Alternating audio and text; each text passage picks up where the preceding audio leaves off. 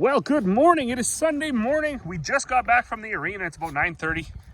Corey got her car back, so that was exciting, right? She blew her engine or whatever at 3,800 kilometers.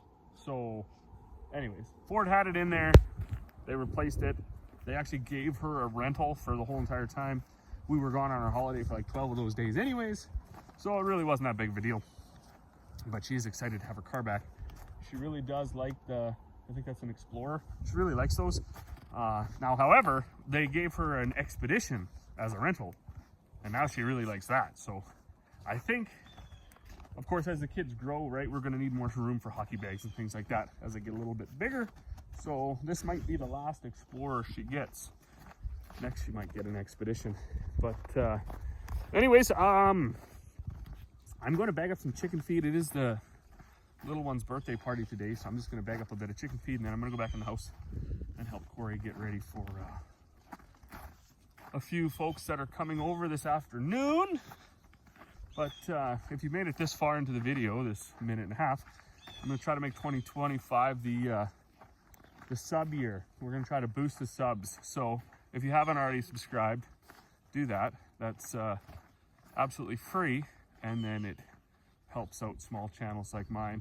Also, they claim that the like button, wherever it is, you got to push that. That helps the algorithm. And apparently leaving comments also helps the algorithm. So we do, like, we're a small enough channel that we can get to all the comments. So make sure you do that for us here in 2025. That'll help us out a lot. Like, subscribe, comment.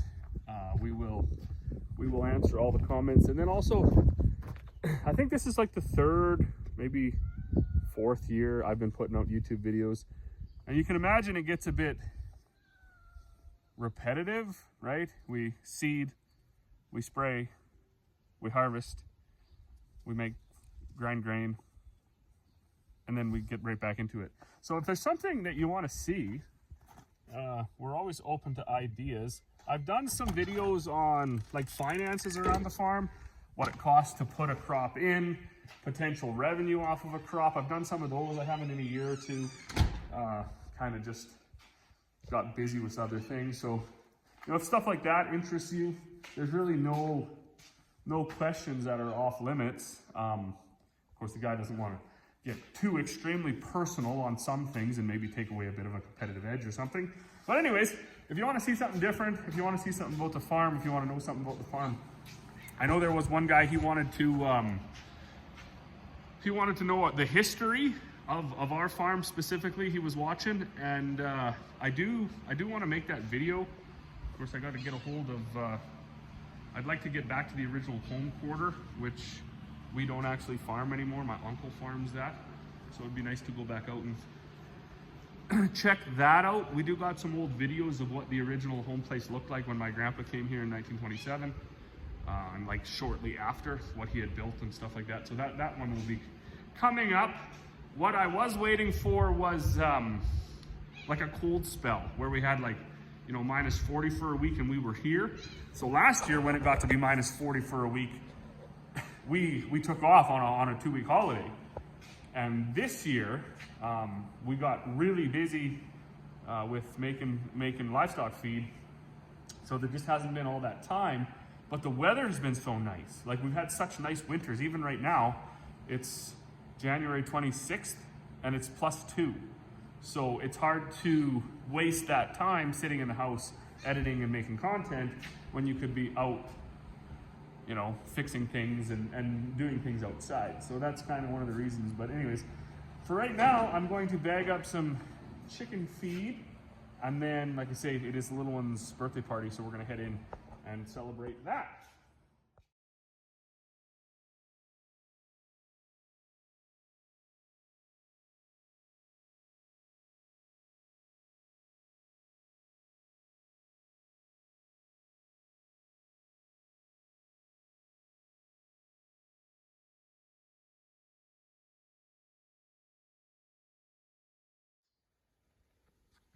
All right, well, that's done. That's a ton. 40, 25 kg bags. A few left over here. Dad did get this auger fixed. I don't know if I said that already, but What a gem of a piece of machinery, eh? It's just like, it owes nobody anything. I was looking at stuff the other day, and I guess this auger would now fit right in the same category as this, whatever contraption you want to call it. So I bought this at an auction sale. I paid about 800 bucks for it. I did have to build the bottom part here. It was just that square tubing and up. But that square tubing's adjustable. So I'm assuming what the old boy had made it for was feeding his cows. He had a hydraulic motor on it, and you could drive your bale spears into there and pick it up, hook the hoses up to your tractor, and drive along your feed bunks and feed. And every time I look at it, I try to think of, I wonder what it actually cost him to make. So in ag, lots of times we know somebody who does something, right? Like, I mean, in my case, my neighbor across the road is a welder. So if you got a shop and any form of tools or whatever, lots of times you can get these guys to come over and help you, show you what to do, or even just do it for you, you know, pay them a little bit. And I mean, sometimes they'll do it for nothing. But my point is, to buy the materials for this and then build it, I bet you wouldn't be very much into it, maybe a couple $1,000. And there you go, you got a machine that, on the market now, there's lots of this style feeding thing. They're under all different names, quite a few, there's quite a few of them anyways. But they're expensive, they're like $8,000 for, you know, a decent sized one. They go down in price a little bit depending on options and size, and then they go up in price depending on options and size. But what I'm getting at is there was a huge shift in the last couple of years, and it was only because grain prices went up, and then the last year cattle prices went up. And as soon as that happens, I assume it's in any industry, but we noticed big time in ag, as soon as the prices went up, grain prices were like record high. They doubled and tripled in some cases. So there was the potential for lots of money to be in the industry. There was a bunch of people slithered into the industry, right? Offering services, building things, marketing things, selling effectively snake oils in the forms of fungicides and things like that, promoting a lot of stuff. And, you know, they were all really nothing wrong with it, but they were all trying to get a hold of some of that money. And when I look at things like this, you know, just because cattle are worth $25, $26, $27, $8, $9, $3,000 an animal, it doesn't mean that you need to run out and buy a $10,000 feeder. Like you can still do just good with auction sale finds. You can still do just as good making it yourself.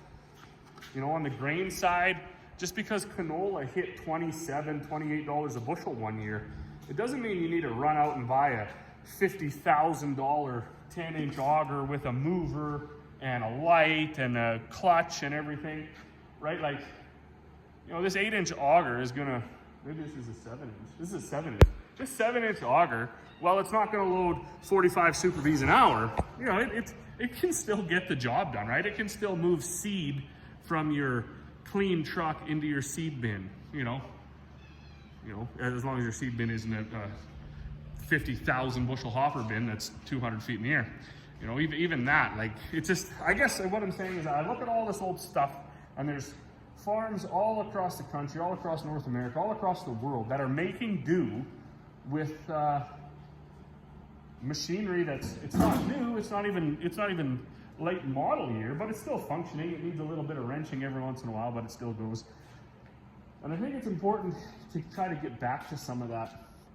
Puts you definitely in a better position if you end up in a time like well, the grain sector is experiencing right now, where we went from record highs for 2 years to back to, you know, just kind of prices that are okay.